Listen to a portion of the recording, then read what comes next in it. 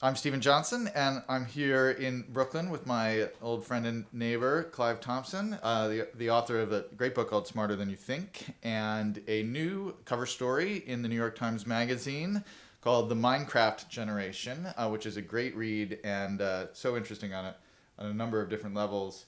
Uh, Clive, one of the things I thought when I was reading your piece is one of my favorite stories as a parent is one day about 2 years ago, my 9-year-old, then probably 7-year-old, comes in to our bedroom on a Saturday morning, and he's sobbing, he's in tears, and he's talking about his older brother Clay, and he's like, Clay filled my castle with an infinite number of self-replicating chickens. he was in Minecraft, and somehow his brother had decided to like taunt him by filling it with all these chickens, and I thought, this is a problem that my parents did not have. No.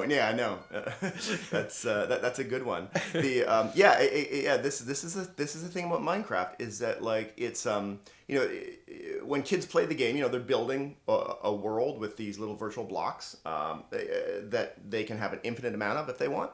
And so they can build anything they want, but they can also, in the same way that you would see kids play with blocks in the real world, do weird mischievous things within it, right? Which is as kids are wont to do. I heard when I researched this story, I think I probably talked about like 40 to 50 different kids, and I heard all sorts of variants of exactly that chicken story, a lot involving TNT. So there's TNT in the game, and you can blow things up. You can blow things up real good. And there were all sorts of stories of kids showing up on their server one day, and they had spent, like a week on some fantastic castle, and they log in, and there's just a crater that's like, 70 blocks deep, just big jagged hole where that used to be, and that was a friend of theirs or something like that. And this causes some interesting. I mean, this causes deep social negotiations, right? Yeah. So yeah, I'm not surprised your kids got in that. I think one of the things that's great about the piece, particularly for parents who have not spent time inside of Minecraft and are baffled by what's going on, just have from the outside they just see their kids running around and they're not sure what's happening in this kind of virtual space, is a way that you really kind of walk through what has to happen cognitively inside that space, and how close in many ways the thinking is to the kind of thinking that you need to do to for instance, be a programmer. Can you talk about that a little bit? Sure. I mean, so one of the things that you find with Minecraft when you watch a lot of kids play it is that very quickly there's a lot of really interesting intellectual layers. There's this stuff inside the game that's called redstone, and a significant, I'd say a majority of the kids that I talked to all discovered it and used it, and it's kind of like a wiring inside the game. So you can use it to like attach a button to this wiring into a door. So you push the button, the door opens up. And so they'll use it to sort of create kind of cool systems and little machines inside the game. You can also, you could put like a little pressure plate. So if someone walks on something, then the lights turn on, or a trap, springs on them. And this wiring is, when I looked at it, it's exactly the same circuitry as the stuff you'd see inside a computer. You can make a little, what they call an AND gate. If this switch and that switch are triggered, then something happens. You can make an OR gate. If this switch or that switch is triggered, then something happens. And this is exactly the logical circuitry basis of an Intel chip. It's also exactly like the thinking, the sort of what they call the Boolean thinking that you do inside programming, where you're writing a program, and if this happens or that happens, I have to make this happen. And I would watch kids do these very complicated things.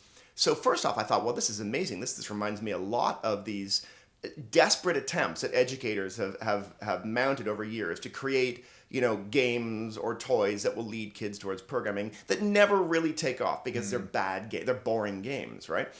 So that struck me as interesting. But one of the things that was really particular too is how much time kids had to spend debugging these things. They would make something and it wouldn't work. And it never worked. And they'd be like, all right, so what's going on? They'd call their friend over and they'd look at it. They'd sort of go through the circuitry. They'd experiment and they'd figure something out. Oh, now it's sort of halfway to working, and they sort of beaver away at it, and then after an hour later, it's really working. And this type of like persistence is, I mean, A, it's just, this is the classic grit thing that everyone's talking about with kids, but B, again, this is exactly what programming is. Programming is not making something and then going, oh, that was awesome, and then making something else. Programming is making something and you start it running and it doesn't work, and it never, ever works the first time. Every programmer knows this. Programming is not making things, it's fixing the busted thing you made. So there's all sorts of great intellectual and emotional layers to this that were astounding. And a lot of sort of academic experts I know who've thought about this, they all arrived at the same conclusion, from Right. them looking at it. So Well, I think this is the other side of it that I think is so interesting that, and you and I have been thinking about and writing about games for 20 years and playing them for even longer. But one of the things, you may have seen this coming, but I certainly didn't. The YouTube phenomena of people playing the game and then sitting there and watching videos of other people playing the game and talking about what they're doing in the game. That I didn't. I mean, I thought the games were going to be big and they were going to be important and culturally relevant, but I had no idea that there would be this extra layer of watching people play. But what you realize, and you wrote about this so well, I think, is that basically the kids are going on these kind of self-regulated learning quests where they're like, I need to learn these complicated skills, and YouTube enables me to teach myself that. And that the power of doing that, of having that kind of mental muscle of I need a new skill in life. I need to find resources online and experts that can teach me how to do this. Sure, initially you're doing it for Minecraft, but that kind of way of researching and thinking about a problem is an incredible skill to have. it really is. And there was not a single kid I talked to that did not have that skill, because you need it, because Minecraft is ridiculously complicated. It's a game that offers you absolutely no hand-holding. You start playing it and there's nothing telling you that if you combine these two elements together, you'll get, a pickaxe. And if you combine these two things together, you'll get this cool sort of, bow and arrow. You have to figure it out yourself, which means you have to talk to other kids. So you have to go online and look at stuff. You have to look at YouTube videos. You have to learn how to learn, right? Yeah. And that is an incredible skill, because that's extensible to anything. Yeah. The thing that's interesting about YouTube, I suppose secondarily, is that as I looked at it, I could, and I've written about this before, but it was amazing to see it so strongly. Is people look at YouTube and they think music videos, etc., and that's a big part of it. But what YouTube really is, I think culturally, is this fascinating explosion of visual rhetoric, which is to say, everyday people using it to explain things to themselves and to each other that are difficult to do any other way. Up until now, the main rhetorical mode we've had for explaining things is text. We write it down, we show it to someone else. And it works really well for a lot of things, but it turns out that we've systematically ignored all sorts of magisteria of human knowledge that are really, really hard to capture in text. And visual things are like that. Minecraft's like that. Anytime I break something in my house, I have to fix it. I go to YouTube and someone's done a video. Here is how you get the pilot light started. I mean, I've read the manual, but watching someone do this complicated physical thing is the way to transmit that knowledge. And so this is about the encoding and transmission of knowledge that was previously sort of invisible, beneath the water. My 12-year-old just decided about 3 or 4 months ago that he wanted to build his own computer, wanted to build basically an ultimate gaming machine. Cool. Yeah. And he spent 3 months kind of obsessively watching YouTube videos and researching it online. And we eventually caved. I mean, we didn't really need another gaming machine in our house, but it was such an amazing experience. Yeah, that's right. And now through that process, he absolutely knows more about how to assemble a Windows PC than I do. And I write about technology for a living, and I'm a grown up, and he's 12, and that moment of kind of when your kid has mastery over something that you don't have is a really wonderful thing. And I think I want to talk a little bit about parenting and all this. Sure. One of the things I would tell people in thinking about games and their kids is sit down with your kid and watch them play, and if you can, play yourself. Because one of the things you'll learn is it's really hard and challenging, and your child has all this expertise that you don't have. But also just ask them, what are they thinking about as they're playing? And this is true of even violent games like Battlefield or something like that. There's just a lot going on. That's right. And if you ask them what are you thinking about in terms of local objectives, short-term objectives, long-term objectives, what's happening on the screen? Yeah. and get them to just walk you through it. It's an incredibly rich world. No, I agree. I mean, I my kids play a lot of Minecraft. I play a little bit of Minecraft. I actually played it before they did. I knew about it, but they're way more expert than I am at this point in time. To the point where in the middle of the story, I knew about the redstone. I'd seen it. I'd used very little bit of it myself. I'd like made a button and a door. And I said to them, I really want to learn more. So show me, how these more complex gates work. And so we all logged in, them on their computers, me on mine. We all went into a world together, and they were like, all right, here's, they just basically gave me this lesson. And it was really fantastic because actually it was good for two reasons. One is I learned a lot. And B, one of my kids raced really far ahead, and I had to sort of help him. I had to teach him how to teach other people, which was this is a really great moment. I was like, no, you're explaining things that I don't even know the terminology you're using. And in life, if you want to explain something to someone else, you got to get. And he's like, "Oh, okay, I get it," and he dialed it way back, and it was great. So I'll speak very slowly, Dad. I agree. These interactions are. I mean, because one of the things about video games with parents is that, if they don't play the game, and there's always going to be games. Even I play a lot of games, but there's always going to be games that my kids play that I don't play. So all we see is what's happening on the screen, but that's only the tip of the iceberg of what the game is doing, because most of it's inside your kid's head, or it's in this rich culture around the game. Like if you just watched Minecraft, you wouldn't know that there are millions of fan fiction stories on Wattpad that your kid's also reading, or novels, or these resource guides. So yeah, I agree. Talking to your child about what are you doing is super interesting. They love to communicate about it. They're experts in it. They often love to talk about it. It can dispel a lot of sort of fear too about the idea that this is hazardous or dangerous or scary. Well, it's the only form of entertainment that we have right now where, it's not just that it's interactive and participatory. Of course, that is part of the story, but the whole thing is predicated. Even relatively simple games, but the more complex games, this is even more true. It's all about these complex nested objectives, right? Yeah, You that's have right. these long-term goals and short-term goals, and lots of things you need to do to be able to get the kind of intermediary goal, and that is exercising that cognitive muscle is an incredibly important thing, and you just don't get that from reading a novel. You don't get that from watching a movie. You don't get even great television doesn't force you to do that. You are sitting there passively listening to a story which is rich and may trigger your imagination in nice ways, particularly if it's a novel. But the process of really thinking, what do I want to do and how can I reach that goal? How can I get there? Yeah. That kids sit around and do that for fun for hours on end without thinking that they're doing something complex, without realizing it, because it's so fun. In a weird way, I mean, I think I spoke to a lot of parents too while I wrote this story, and so it was interesting chatting with them about games and their kids, and a number of them sort of, even if they didn't really understand Minecraft at all, sort of got the idea that there was something creative going on here. The thing that unsettled them about Minecraft, as with all games, is the fact that it was so compelling an activity that the kid would rather do that than almost anything else. And this is where, I mean, I think their concerns are accurate, because you and I have played games for a long time. We both wrestled with the fact that it can be more fun to do that than anything else, than doing my work. I mean, I remember vividly. I think it was around 2009. I got addicted to Burnout Revenge, I believe, which is this racing game, and it's very clever because when you crash, I played that a little. You start bit. tumbling through the air, but you can go into this bullet time, and you can try and hit other cars with your tumbling car. So they took the fail condition, crashing, and made it into a new game. Yeah. Anyway, so I got this.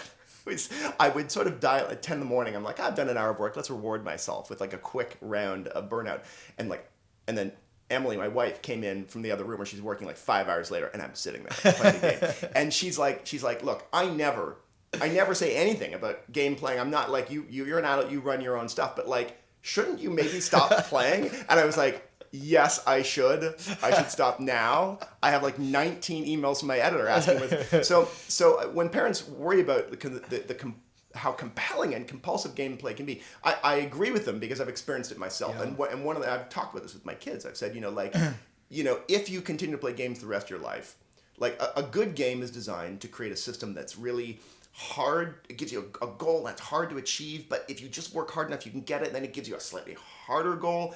And this is a wonderful, thrilling existential experience. It's more engaging than what we do every day in our lives, but it's so engaging that it can be hard to step away. And so a emotional and spiritual challenge of living in this world is learning how to enjoy that and then step away. I've told my kids this. Like I've wrestled with this. You're going to wrestle with this. So I think parents, sometimes their concerns are sublimated in the idea that how do they deal with that? And I think that's right. I mean, I was talking to a friend of mine just the other day whose son is a big Minecrafter, and I was saying, listen, the way you should think about it is if they're playing Minecraft or if they're playing a complex simulation or it's a Sim City or whatever, it's a really good, not an educational game, but a good complicated game, and your kid is really addicted to it. You should think about it as though your kid is really addicted to practicing a musical instrument. That's right. Or playing chess or something. Right, yeah. And it's a drag because they should do something other than just practice a piano all day long. But if your kid were addicted to playing the piano, you would be kind of proud of them and recognize that something really good was going on. You'd still want them to go and play baseball. Right. But you'd be like, but that's cool. You'd be like, it's really cool. My kid is really into this very complicated things. Play a lot of piano. And that's what I think. And that's what I think the piece is really good at walking through. What are your guys, just practically, you have 2 boys, I've got 3 boys, big gamers. So what are the kind of household policies? Rules, right? Yeah.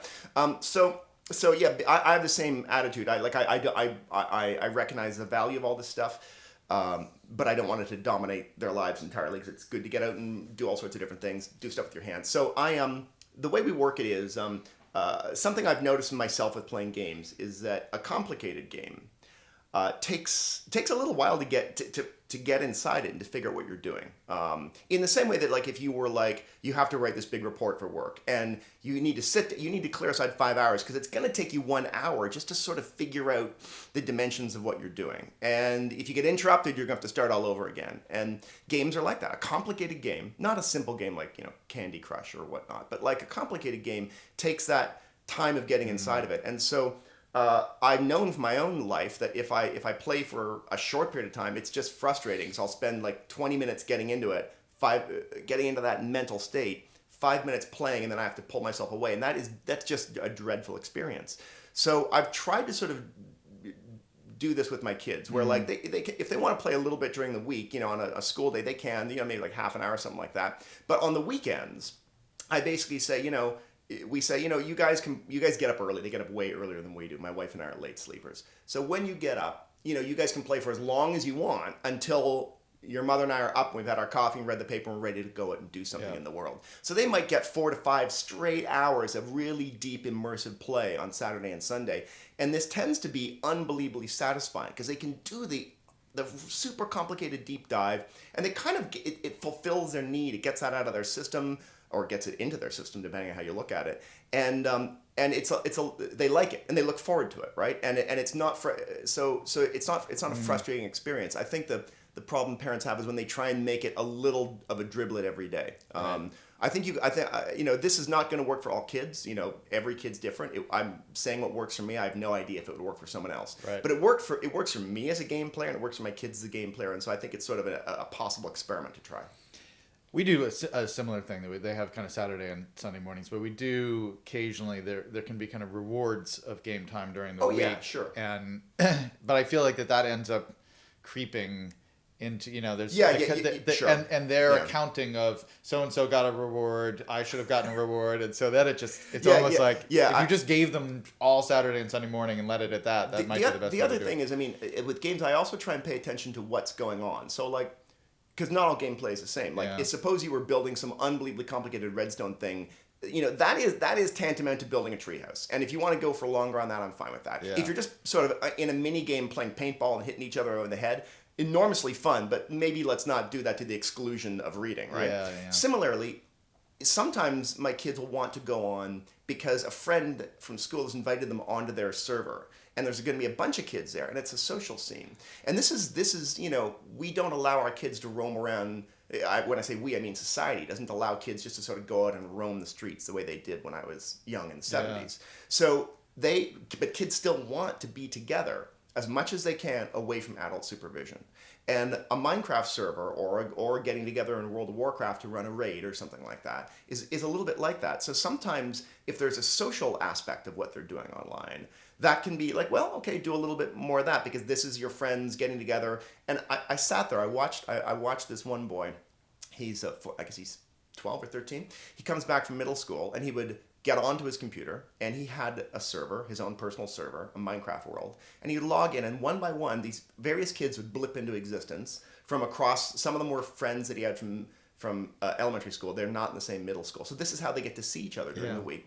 And they would start building things and horsing around, but mostly what they were doing was they were just text chatting. Like it was just this long stream of chat. Like, oh man, math class sucked today, and they're talking and they're BSing, hanging out on the side of a volcano or something. Yeah, I know, like this is like going to the mall and hanging out and socializing. So sometimes it's worth inquiring what's really going on. Are they playing a game, or are they just kind of hanging out? And like hanging out is not necessarily a bad thing to do for a certain amount of time. Yeah. Too. Again, not to the exclusion of everything else, but like, this is to your point. Talk to your kids about what's going on, because then you'll learn what's actually happening in the game.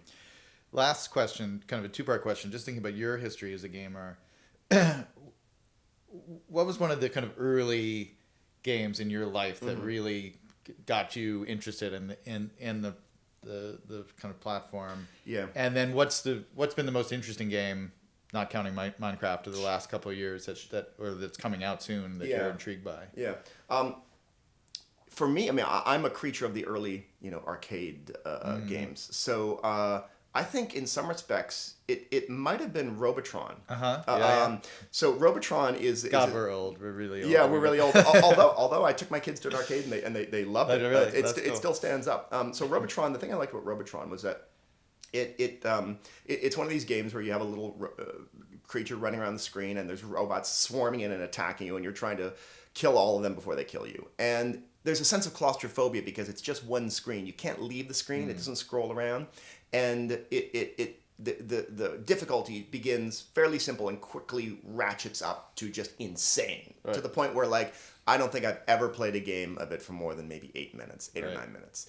And I love that feeling, the way that the game designer was architecting this increasing sense of panic and insanity. Because it reminded me of sort of, in a way, it's almost like the way that Monty Python builds a skit. They start with something simple, and then like within 15 seconds, there's like a level of absurdity that's heightened. And then within 7 seconds, it's heightened, it's doubled. Within 3 seconds, it's tripled until it's just ridiculous within 45 seconds. And there's something about that sort of the acceleration of insanity that I found as a design principle I just loved. And I could see how it was different from the way another game was paced. So it kind of got me interested in the idea that games had rules, and that the rules you picked were really what the game design was. The game design was not the pretty pictures on the screen. The game design was the rules. Yeah. So that was one of the things that I think, the first big experience. As to what I'm playing right now, I think I'm sort of in the middle of looking for a new game. Because I have kids and because I have a job, I don't have as much time to do these 5-hour-long game sessions. So when something comes along that's a great, big, huge, complicated game, the latest edition of a series is going. I sometimes like, I'd love to play that, but I can't. Yeah. So one thing I've been recently a little bit addicted to is Hearthstone, which is a game that you play on your phone, and it's a spin-off of World of Warcraft. It's been around for 3 or 4 years now. I just discovered it recently, and it's a very, very complicated and nuanced card game where you're trying you build a deck of 30 cards, and you have to pick different abilities for the cards and how much it costs to sort of spend them, because in the first round you're given the ability to play a 1 card. The second round you can play a 2 or a 1 or 2 1 cards. Third, by the 10th round you can play a 10 card or an 8 and a 2 card, or 6 and a 4 card. So it's very, very complicated. But it happens fairly quickly. You can get in and play around in like 5 minutes, which is what I like. Yeah. Because I have to fit my gaming into a short thing. So I like the complication of, wow, the strategy is incredibly deep with like, I can just do this for 15 minutes before bed. And it's a delightfully tuned game. I would encourage anyone who likes, complex card games to give it a try. I've gotten really into this kind of version of SimCity. It's another company doing it it's called Cities Skylines, and it has the best traffic simulator I've ever seen. And so it just has really, really realistic traffic. So you design your roads and you have multiple kinds of one-way roads with mass transit, bike lanes, all this kind of stuff. and the graphics are lovely. And I will find myself kind of late at night with a glass of wine, sitting there just zoomed in on like an intersection and watching people kind of queue up at the light and watching, oh, they're having trouble with the right turn there. That's interesting. And like you could spend like 20 minutes just watching, like, yeah, this intersection is working beautifully. Like I really nailed that one. And I'm like, what is going on? That's great. I got to show my kids that game. I think they would like that actually. Yeah, I mean, one of the great delights to me of like 30 years into the sort of world of gaming is that there are now so many different games that asking whether someone likes games is like asking, do you like prose? You know, right. By which, you know, do you mean John and Franson, or do you mean the back of a cereal box? Or, you know, right. Like there's just like the world of gaming is so huge that like you can find two people that are completely passionate gamers that have zero overlap in the types of games they like, you know. It's sort of, and the fact that it's woven into, you know, your phone and your computer and everything has made it a really interesting facet of modern life. This has been great, Clive. Folks are listening. Obviously, if you are not a Minecraft player and your kids are, spend some time learning what they're up to. It's much more interesting than you think. And more than that, read Clive's article and his book, Smarter Than You Think, which is also about a lot of these same issues. Thanks for being here, Clive. Oh, it was fun. Thanks for having me.